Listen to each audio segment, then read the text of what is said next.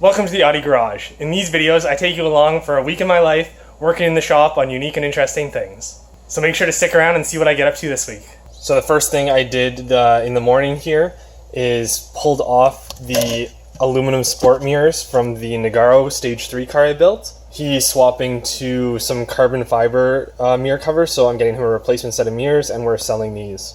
After I finish all my Monday boring stuff on the computer, I'll be pulling in that Miata and getting the slave cylinder done. So I'll give you guys a quick look at that just because it might be something a little bit different. So to start off, here's the Miata that I had mentioned in last week's video. Had some delays with other stuff, namely that nightmare of an S4. So now it's onto this as the first job. And like I had mentioned, if you didn't know, there's the slave cylinder that's leaking down there that we need to replace. So I have a new soft line that goes here, which goes to a hard line, which I also have because the fitting was rounded off in an attempt to get it off. And also have a new slave cylinder. So after I do that, I'll need to bleed it. And then I will also be checking out the rear diff fluid, as well as it seems like the rear brakes are sticking pretty bad. So hopefully I can figure out that as well. So last night I finished up the slave and lines for the Miata. The reservoir and master was kind of ran dry on this, so when I bled it, I think there was a lot of bubbles and a lot of aeration of the fluid. So when I went to pull it out this morning, the clutch was bleeding down and locking itself in gear. So I have to wait until that settles again and then bleed it later tonight. But after I bleed it, I think the clutch setup should be fine now, unless there's an issue with the master itself and it's bypassing due to being run low on fluid. So next, I have the Nagaro Stage 3 car that I pulled off the mirrors that you saw. So I'm completely redoing the front carrier on that, as well as putting on an electric fan conversion and bipipes and a snub mount. So I have that car pulled in now, but I don't think I'm going to start that right away. What I am going to try to do is, for the third time now, the third different tuner, is try to get a flash uploaded on the V8 car that solves my VSS issue and clears all the code so I can get it through emissions. That way it'll be ready for our dyno day on October 8th. Hopefully this video is out before then, but if not, October 8th, come out. It's in Pickering at Dyno Tune Racing. Obviously I'll have some coverage for those guys that aren't local, but if you are local, make sure to come out and check out a bunch of cool cars. We only have 2 spots left as of right now. So it's Wednesday, back in the shop today. Yesterday, still a little bit of a disaster with the V8 tuning. Tried again to flash the ECU just through the OBD2 cable, even on the bench flash unit. Still won't take the flash that way. This is the second tuner that's tried to flash it through OBD2, and he won't let me try to boot mode it to flash it. He wants me to send the ECU in, which I really don't want to do, because if we have to go back and forth a few times to figure out emissions coding or small issues, it's just not worth the time or money to do that. So I have 2 other options I'm working on, and hopefully we can get that sorted out. Regardless, I think I'm just going to put it on the dyno October 8th anyways, as is, because I just want to get at least a baseline and see where it's at. So for today, the goal is to start working on the Nagaro car. We're pulling off the entire front core support, stripping that down because there's a lot of seized bolts on the headlights and the snub mount. So that'll be all stripped off and replaced with a good used one that I have. And then we will also be addressing the stock bipipes and throttle body boot. So the reason we still have the stock bipipes in is because we didn't have aftermarket ones. And when we did have aftermarket ones, we didn't, well, you can't see because it's too dark, but we didn't have our electric fan set up yet. So once I put those aftermarket pipes in with the electric fan conversion, I can put the eBay style throttle body boot on, and I won't have to cut it down super short, so it'll be a better seal in the long run. As you can see, this was replaced about a week ago, but within a day of driving it, there was already a hole blown there, and then as you can see, the major damage was the map sensor tearing right out. I guess 27 PSI will do that pretty quick to a stock throttle body boot. So we're using a spall fan, a clutch fan delete plate. We have some excess power bipipes, as well as a radiator thermostatic fan switch.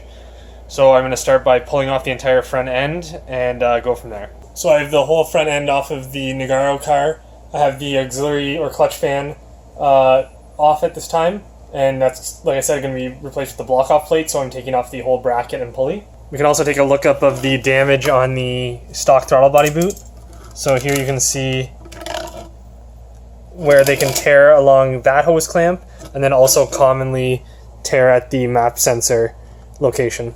For now, I'm going to just mock up the excess power downpipes, trim up the throttle body, and connect the intercooler couplers, and then we'll do a boost leak test while everything's off, because it's easy to get to the bottom intercooler hoses and all of that. So just as a checkup and regular maintenance on a car that has a stage 3 turbo kit on it. So as you can see, I have the excess power bipipes bolted in. I trimmed up the atrociously large eBay throttle body boot. I did the hose trick, the doubling up on the hose trick on the map sensor to fit the 3-bar, and then also swapped out the stock mount for, I believe that's a 034. And here's the cage for it, which will be going on a new core support. I just have to swap over the rad to the new one. I also replaced the knockoff hella horns with real hella horns. I just need to take this one and self-tap it to mount it in behind the washer bottle up there to keep it tucked away, because there's no room with the AWE intercoolers. The reason I waited so long to install the throttle body boot, and we went through I think 3 OEM ones, is because with the throttle body boot and the bipipes, the stock fan will likely hit the front of this, and you'll either have massive rubbing issues, you can disintegrate your fan, you can destroy your rad. There's lots of issues that can come up, so it's better just to do it all in one shot when you have the bipipes, throttle body boot, and the electric fan delete. A little progress update. I've mocked up the 034 carbon intake shield, so finally we'll get rid of our hot air intake. This is the original small filter that the kit came with, I guess. This was off one of my parts cards that I purchased. What I'm going to do is see if I can mock up this larger filter here. It looks like I might just end up with the hose clamp pretty tight in there, but that'll be fine.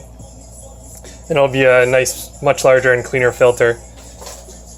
But otherwise, all we have left now at this point is to, again, flip over the core support and get the front end bolted back up again. And then we'll take it out for some logs to make sure everything's running right for the dyno day on October 8th. All right, so it's Thursday. I just arrived at Christian's place of Dominate Performance Tuning, and we're going to take his S4 back to the dyno.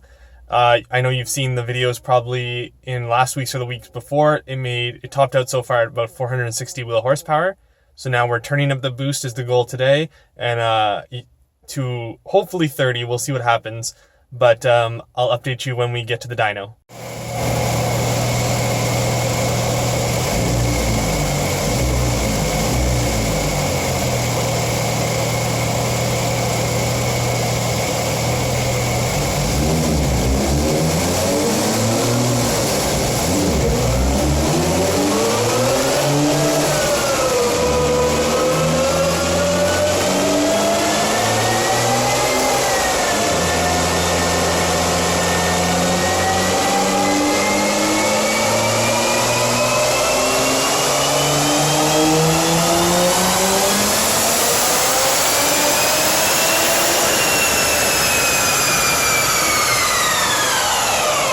Alright guys, so as I'm editing this video, I noticed that I didn't do a very good job of capturing too much footage during the dyno.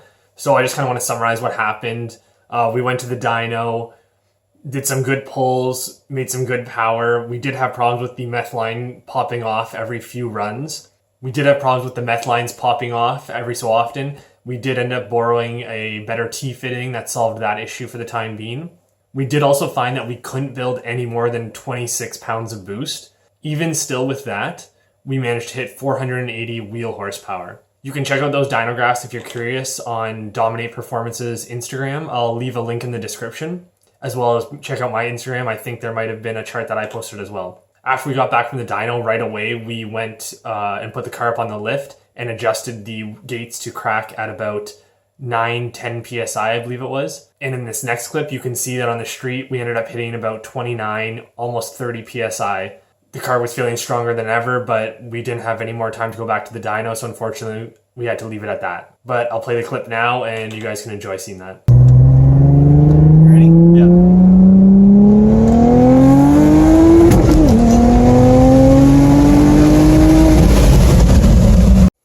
So I skipped a lot of filming here, but I've buttoned up the whole front end. I have the fan installed. It's a puller fan.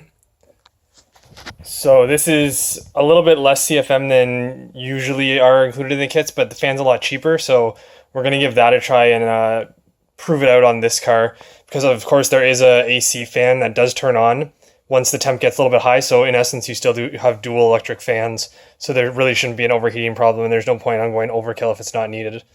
So the temperature probe is wired into the rad, the controller is underneath the little power steering cover, and then we have lines run, grounds, and powers. Another ground is behind the coolant bottle, and then this will be our 12-volt accessory on to trigger the relay to allow it to run only when the car is on.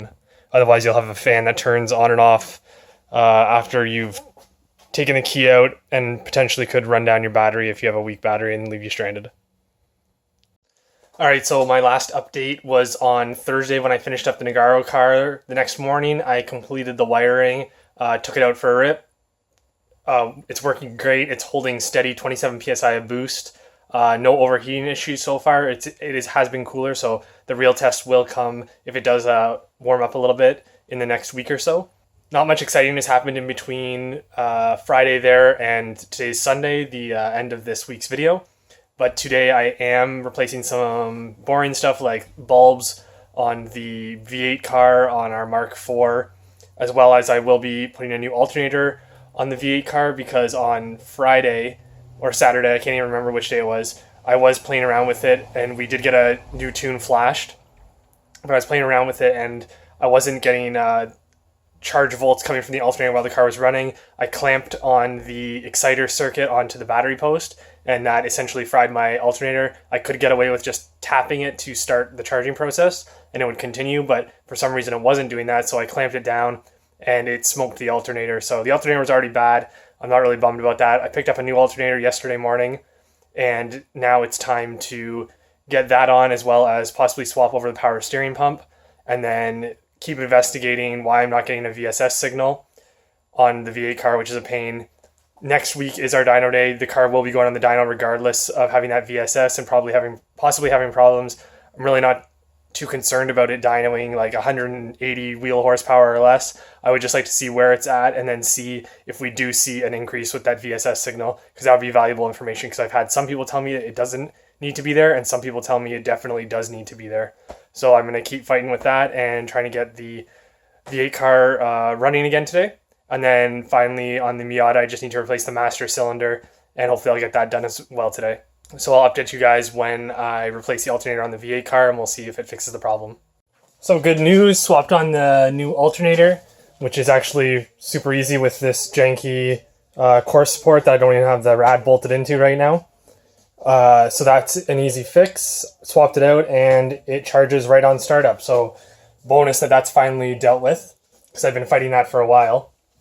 And now I'm going to attempt to change this power steering pump, or I'm going to change the power steering pump with a spare I have. I'm not sure if that one's damaged too from the issues I had before.